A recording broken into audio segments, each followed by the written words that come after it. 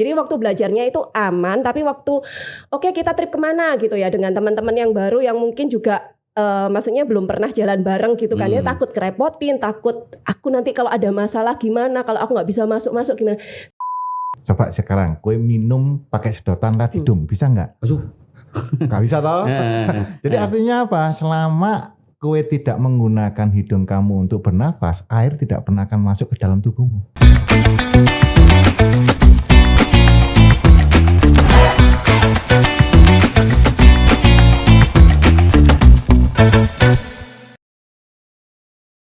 Halo Tribuners dan pembaca Harian Surya, ketemu lagi dengan saya Wiwit di podcast Harian Surya, cakap sana cakap sini. Nah, hari ini kebetulan ada dua teman saya yang berkunjung ke kantor. Satunya adalah traveler dan satunya adalah seorang diver. Nah, hari ini kita akan berbincang santai terkait selam menyelam. Jadi ada bagaimana prosedur selam dan apakah kalau saya nggak bisa berenang, apakah bisa ikut olahraga selam ini? Ini di depan saya ada traveler. Kita sapa saudara Vivin ini yang sudah akrab dengan kita semua. Apa kabar, Vin? Sehat dong. Nah, yang satunya lagi adalah Mas Sudarmoko atau yang akrab dipanggil Menyun, gitu Mas ya? Betul. Apa kabar Mas Menyun? Nah. Baik. Mending Menyun aja lah. Menyun aja ya. Ya. Salam sehat semuanya ya. Jadi sehat. Ini memang olahraga selam ini memang hanya bisa dilakukan di laut, tapi bisa juga di kolam gitu ya. Mas Sudarmoko mungkin bisa sedikit. Sudarmoko. Menyun ya. Nanti dia jadinya pidato. Iya. Oke. Menyun ini gimana nih olahraga perkembangan dari olahraga diving ya ini. Menyun ini ada juga seorang instruktur. Jadi memang dia sudah banyak mengenyam dan ngincipin air laut gitu ya.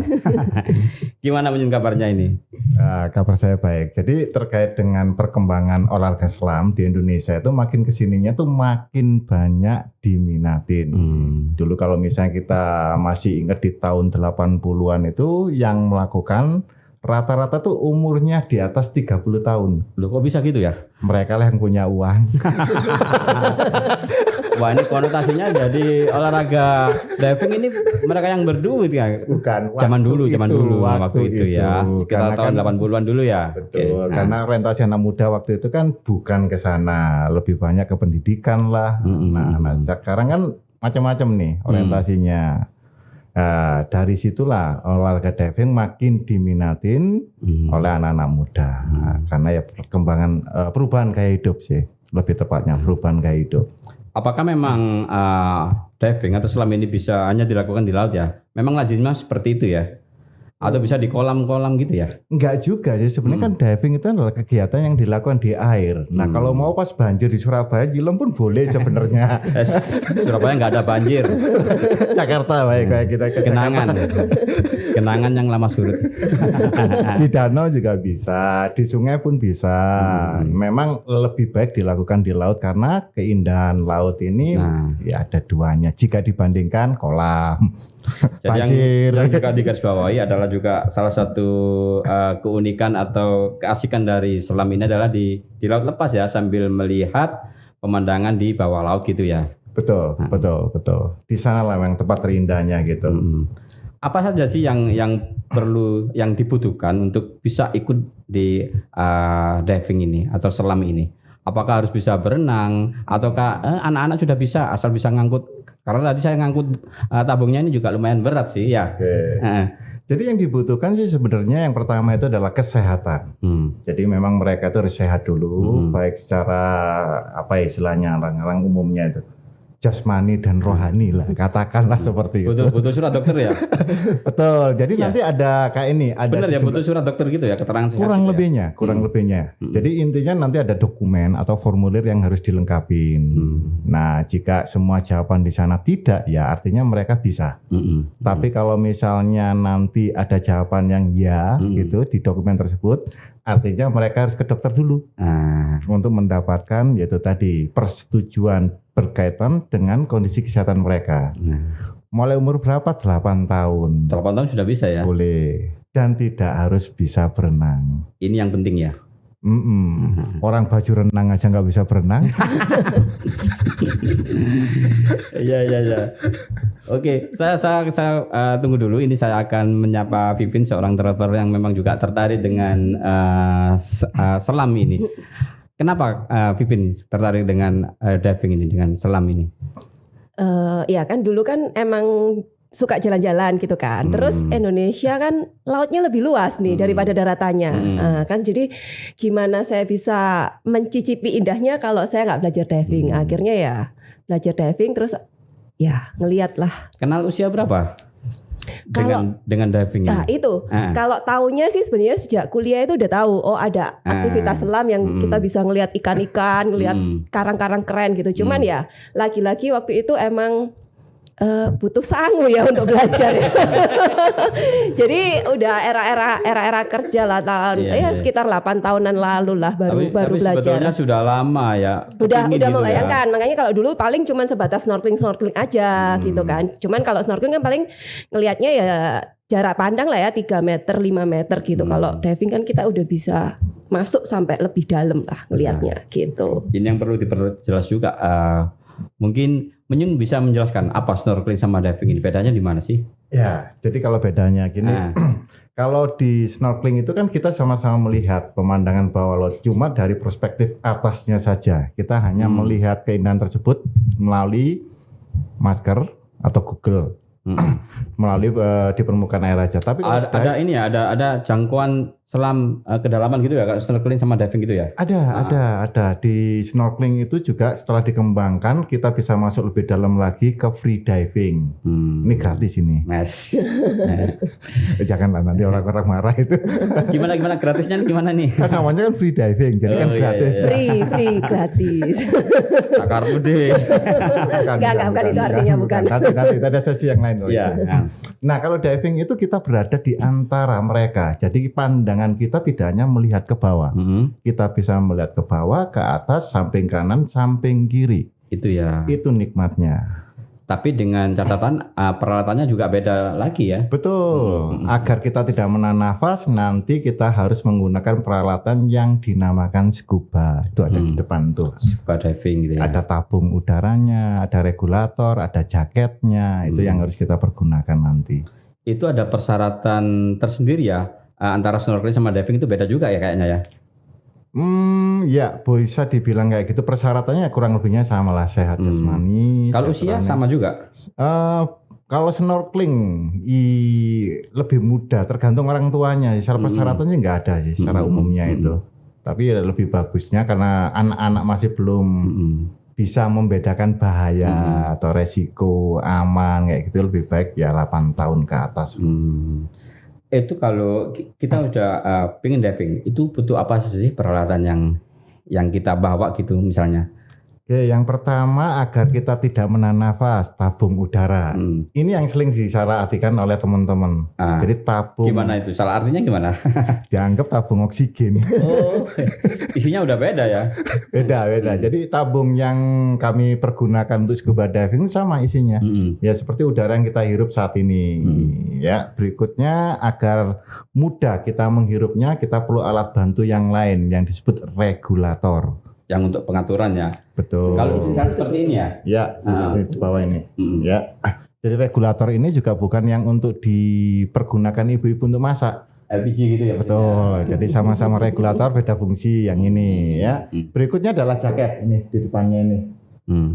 Nah, jaket ini adalah jaket untuk mengatur keseimbangan kita. Jadi kalau misalnya di permukaan bisa kita pergunakan sebagai jaket pelampung. Oh, gitu. Jadi kita ngapung aja di permukaan kan. Perlu berenang. Nah, pada saat menyelam, inilah yang membantu kita untuk melayang-layang seperti kayak parasut itu. Bisa. Memang nggak tenggelam ketika sudah memakai. Ini kan berat juga ya tadi 35 kilo kayaknya. Betul. Ya. Bisa disesuaikan. Jadi ada sistem penyetelannya di mana dikondisikan jumlah udaranya untuk mengatur daya apung.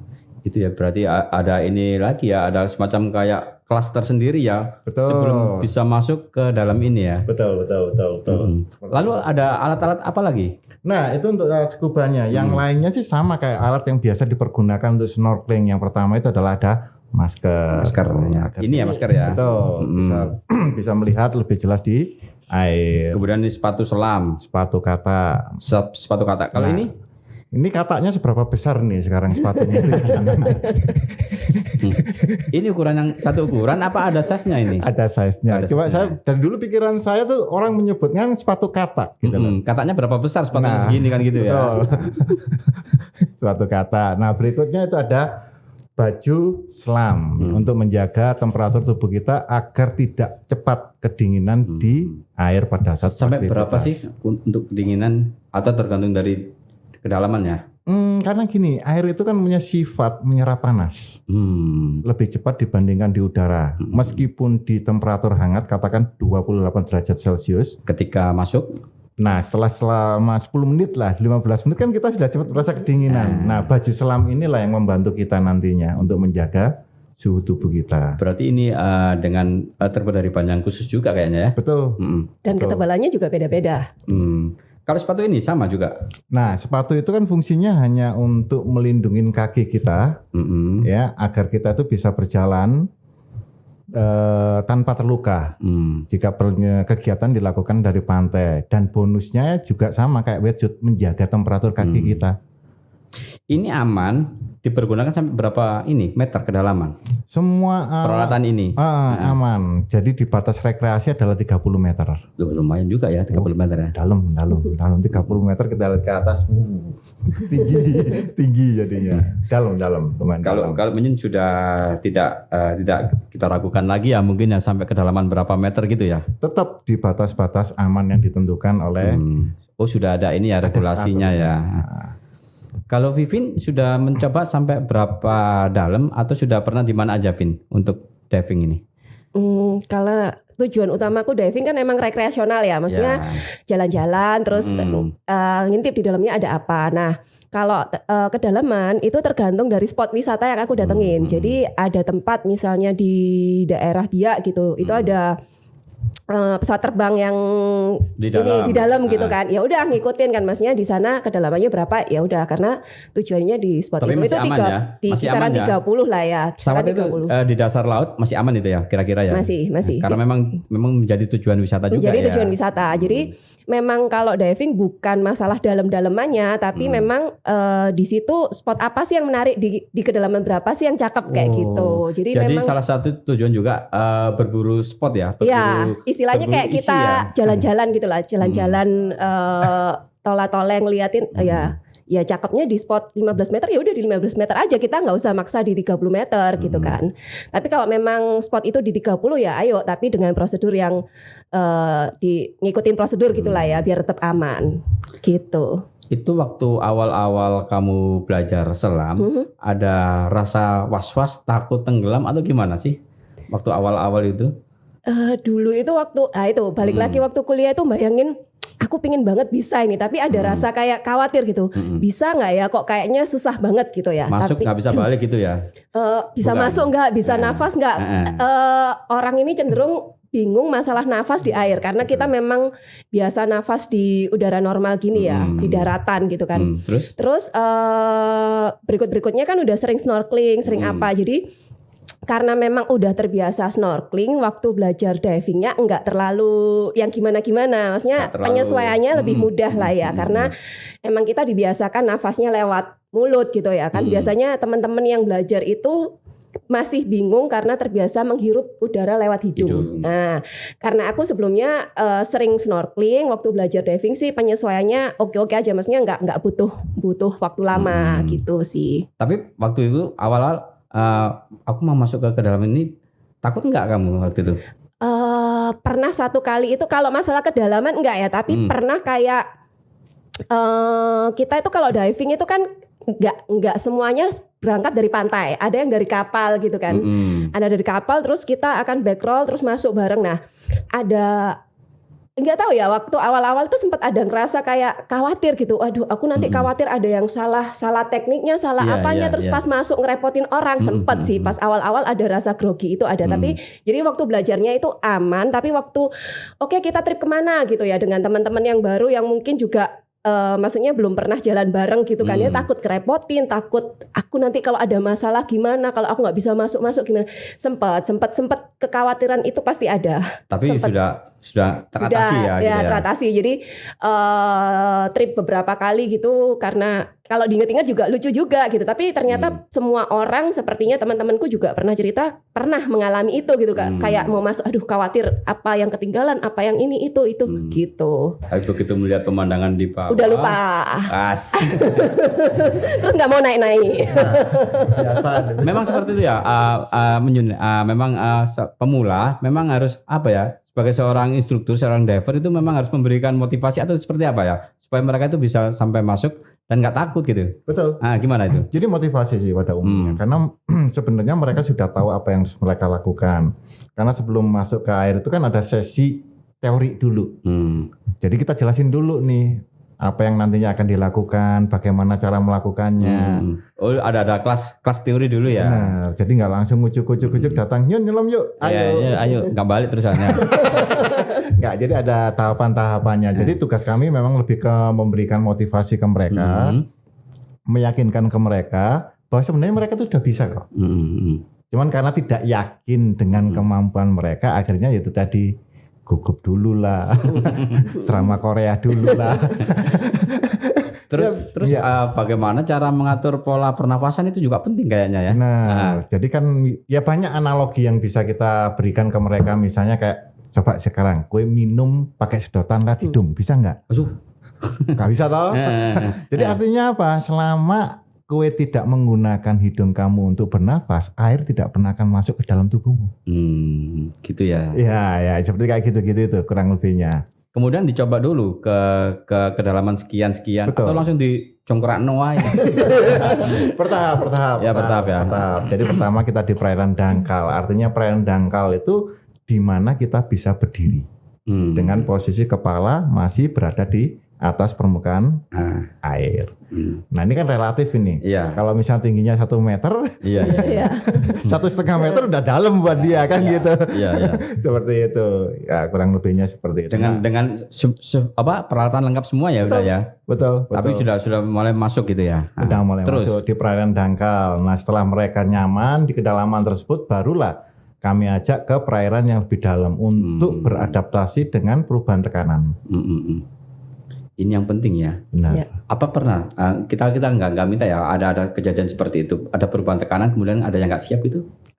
Selama ini tidak, karena itu tadi selama kita ikutin prosedurnya, maksudnya prosedurnya itu harus dikasih tahu dulu di sesi teori, dijelaskan bagaimana cara beradaptasi dengan perubahan tekanan. Ya, contoh lah kalau misalnya kita terbang, dulu kan masih sering kan dikasih permen. Ini ya.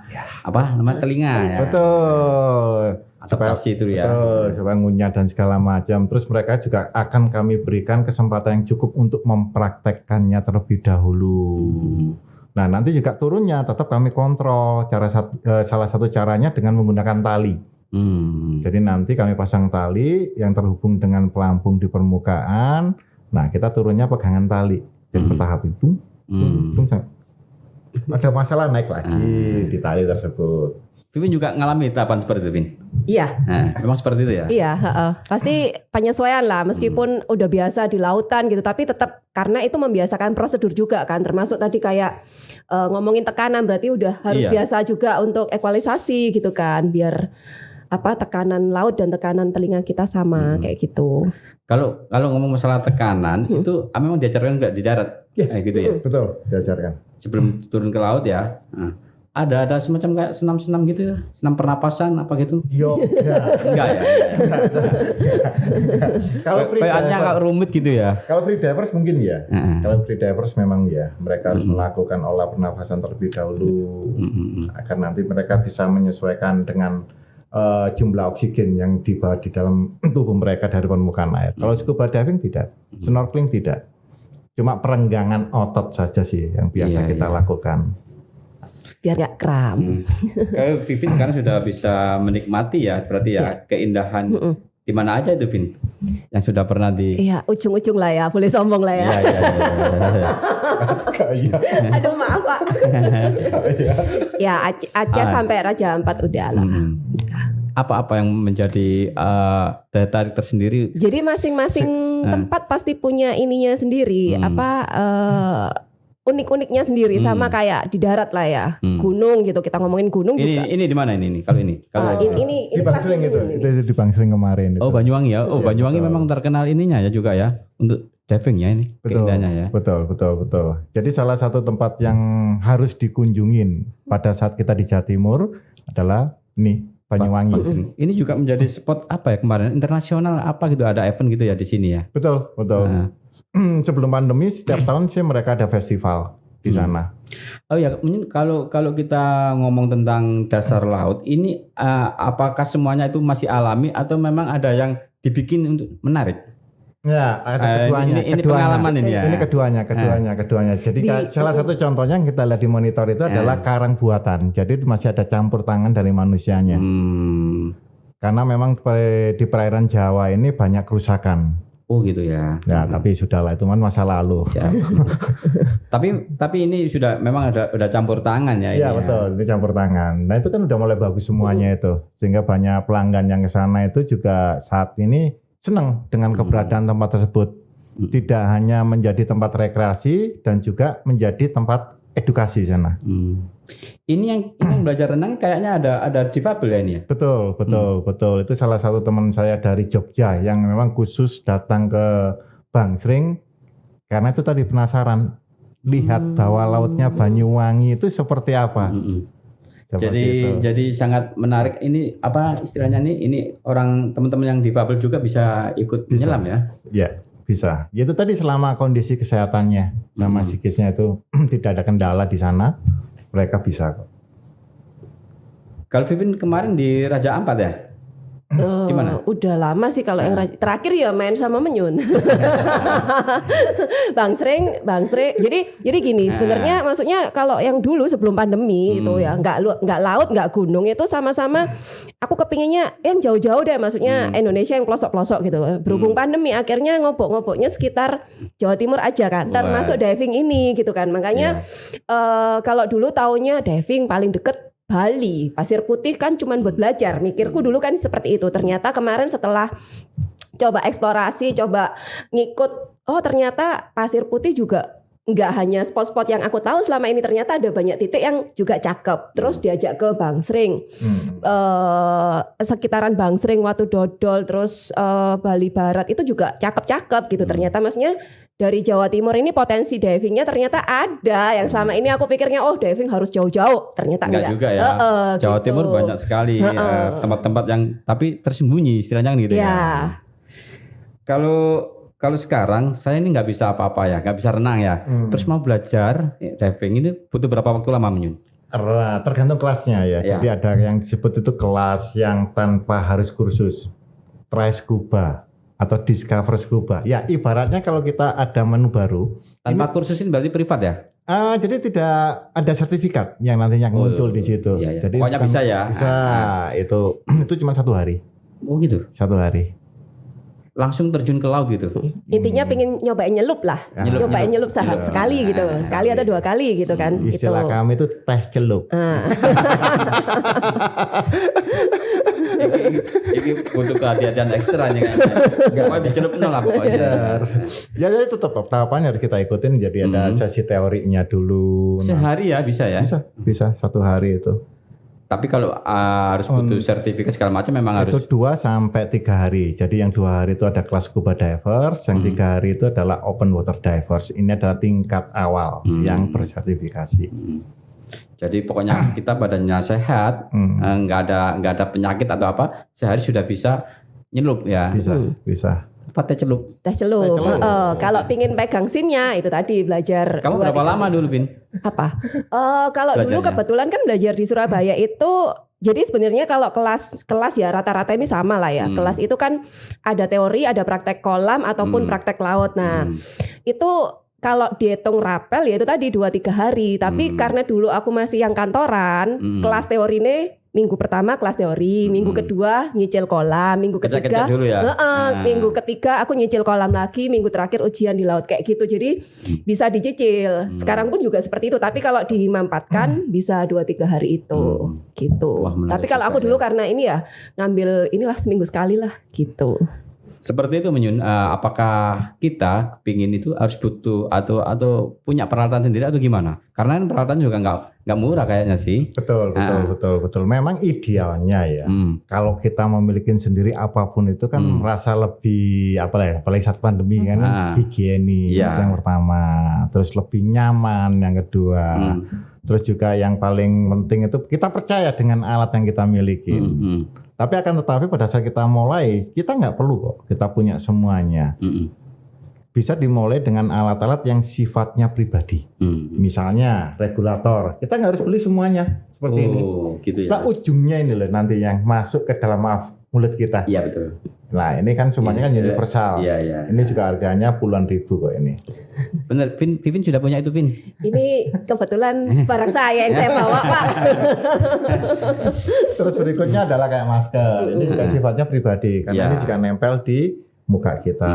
Dan karena bentuk muka kita itu berbeda-beda, lebih baik kalau kita itu milik sendiri. Supaya ini juga pengaruhnya sangat luar biasa. Kalau masker kita nggak sesuai, air masuk terus, kita nggak bisa menikmati pemandangan. Kira-kira Minyunnya dengan peralatan yang lengkap, yang standar itu butuh berapa sih?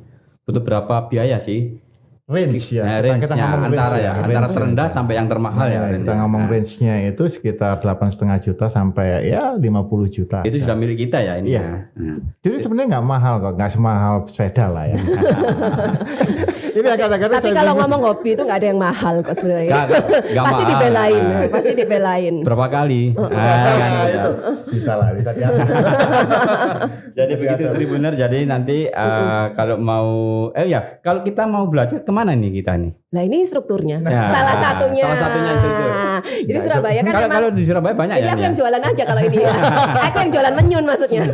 Jadi kalau di Surabaya kan memang banyak guru ya di Indonesia lah ya banyak gitu tergantung kita domisili di mana ya tinggal cari info aja biasanya mereka bisa mengajarkan bisa di Surabaya, bisa di Pasir Putih atau langsung kelas di Bali tergantung paketnya. Salah satunya adalah ini. Kalau di Surabaya di Jawa Timur banyak ya untuk kalau misalnya kita urut dari Malang lah ya. Di Malang itu ada beberapa teman baik kami, salah satunya dia juga seorang dosen Pak Divi di Brawijaya.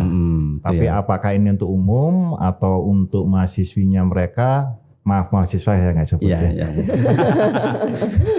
Terlalu umum lah itu. Lah terus juga ada Pak Wito. Ini Pak Wito ini salah satu orang yang sangat berpengalaman sebagai pengajar di Jawa. Di Malang ya ini mereka ya. Iya, tinggalnya di Malang. Jadi Pak Wito ini hampir semua pengajar, meskipun di Bali kayak saya itu dulu juga sempat belajar sama Pak Wito. Luar ini berarti ya Surabaya, Bali gitu ya. Tuh, kalau di Surabaya itu nada nih bapaknya Pak Jimmy Lengkong. Saya alumninya Pak Jimmy Lengkong. Kalau Menyun sendiri di mana? Saya orangnya nggak jelas. Di sana di sini. Enggak, setiap hari kalau mau berlatih di Menyun itu di mana? Di Pasir Putih ya informasinya. Pasir Putih saat ini. Saya lebih sering di Pasir Putih. Kenapa ya Pasir Putih itu menjadi salah satu jujukan untuk olahraga selam diving ini ya? Untuk di Jawa Timur itu secara geografis dekat dari kota-kota terdekat. Malang sekitar 3-4 jam. Padahal di Malang juga banyak pantai ya? Betul, tapi kan itu selatan. Nah, perairannya lebih nyaman yang di utara. Pemilihan karena ini ya mungkin arus ya. Betul, ombak, arus gitu. Seperti itulah. Yang nyaman di Pasir Putih sementara ini ya. Kemudian di Pangsring tadi ya. Betul. Kalau di Jawa ya. Itu bagus tuh sana. Itu sudah semua Vin kamu Vin? Sudah dicoba semua? Sudah.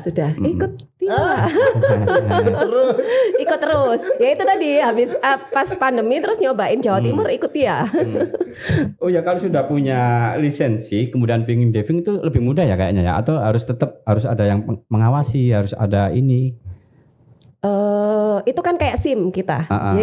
Kayak udah punya SIM mau nyetir di mana aja di seluruh Indonesia kan bisa ataupun gitu. di luar gitu kan. Kalau diving itu kayak gitu. Nah, jadi ya udah misalnya kita udah punya SIM, udah bisa diving di misalnya aku tiba-tiba pingin mau jalan ke Sulawesi gitu ya. Terus sekalian mau diving gitu. Ya udah cari aja di sana dive centernya apa, kita bisa ikut nyelup di sana. Kayak kemarin misalnya ke Makassar, ya udah sekalian jalan-jalan, sekalian diving kan gitu. Karena kita sudah ngantongin SIM. Jadi tinggal nunjukin aja ke dive centernya, saya pingin ini paket divingnya apa aja nih gitu. Mau sehari atau mau 2 hari gitu. Itu yang ngeluarin siapa itu?